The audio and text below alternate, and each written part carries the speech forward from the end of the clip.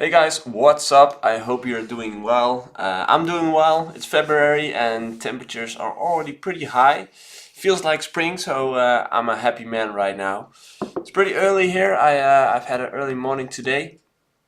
It's probably why my eyes look pretty tired, but I feel awake and I feel energized. So I noticed that I haven't answered last week's questions in the artist coaching community group on Facebook.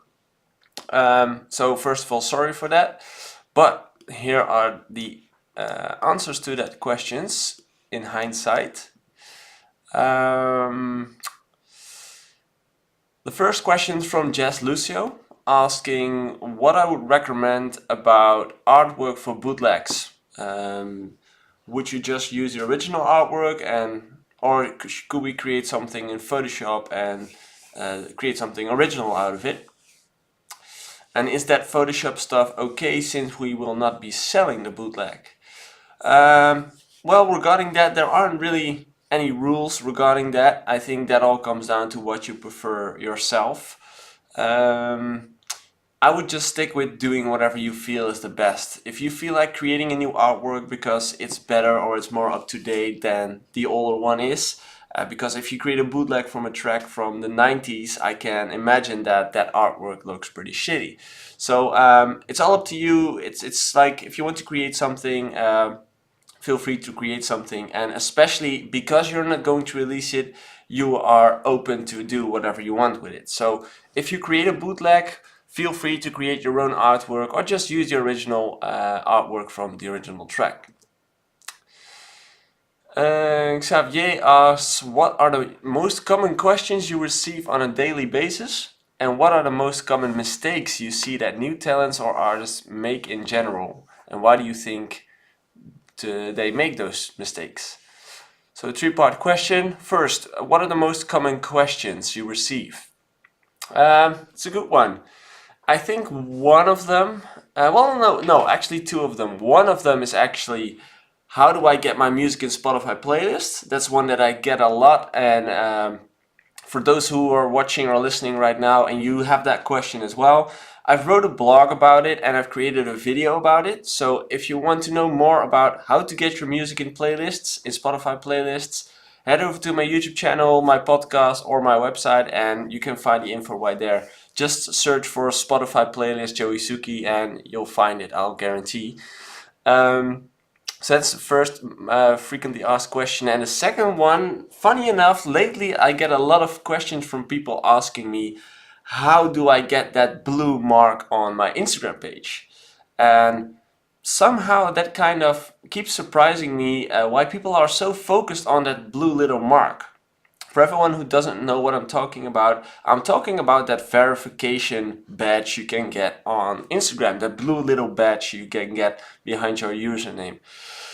I've had it from the beginning. I think I got it because at that moment when Instagram started off, it was connected to Facebook and my Facebook page was verified. So I guess that's where I got the verification. But somehow people are kind of excited to get one. And I don't really see the value of it, as in people think that when you get a verification button, you will instantly be successful or all doors will open and you can do whatever you want. That's not how it works. You still have to work really hard to create something unique, to build something and to become successful. That little badge isn't going to help that much. So yeah, I wouldn't focus on it too much. Instead of focusing on that blue little badge, I would focus on building an actual artist career and spending time building something, spending energy in creating something new for you, which is going to work, which eventually may hopefully in the future will end up with you having a mark if that's so important to you. But don't focus too much on it. So the most asked questions: how to get in Spotify playlists, and how do I get my blue mark on Instagram?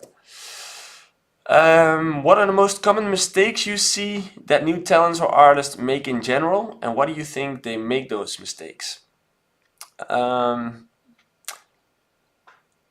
of the most common mistakes I see happening with artists is that they get stuck in releasing their music. Like somehow artists don't know when they have to decide when the track's finished, and if it's finished, they're scared to release it. So what I think holds a lot of those people back, I'm not saying everyone, but most of those artists are being held back because of other people's opinions.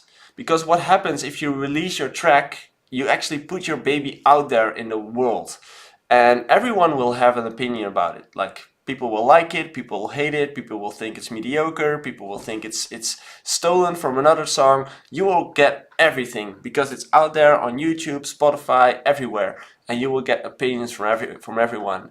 And there might be a few that aren't that nice to read or that nice to hear, and people are afraid of that, I guess. So I think that's one of the most common things that's holding people back from actually releasing their song.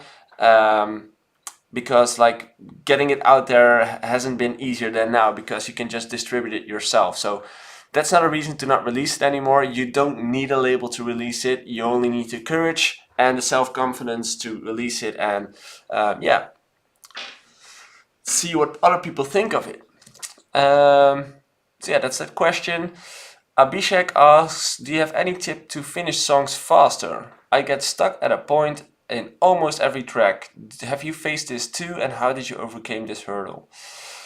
I think this all comes down to knowing yourself, and it might sound weird because we're talking about finishing songs, but if you notice that you get stuck at a certain point in every song, like let's say every time you get to the break in your song, you get stuck, that's a pattern. And if you find patterns in your life, you can change them, and you can educate yourself and train yourself to become better at those things. So first you have to start noticing, what's the thing that I'm struggling with? Is it the drop? Is it building beats? Is it getting a vocal? What's the thing that's holding me back from finishing my songs? And as soon as you know what that thing is, spend time, educate yourself, train yourself, and spend a lot of hours working on that particular subject to become better at it. But like I said, I think it all starts with knowing yourself and knowing what your actual struggle is, because not finishing songs is too general. You need to know what specifically is holding you back from not finishing it. So yeah, good luck with that. I hope this helps you. Thanks for sending in your questions again, guys. If you have a question yourself as well, you can send it into the Artist Coaching Community Facebook group. It's a community group at like 900, yeah, I think about 900, let's check. Before saying something, no, 848 music producers and DJs and other people from the music industry, all connecting to each other and yeah, helping each other. It's a great community. I really appreciate what you guys are doing there. So thanks for that. And if you want to send me a question, make sure to become a member and request access on my Facebook page. Thanks again for sending me your questions, guys. I will be back probably this week with another Q&A, because I ran a little bit late with this one. So thanks again, and see you guys next time. Bye.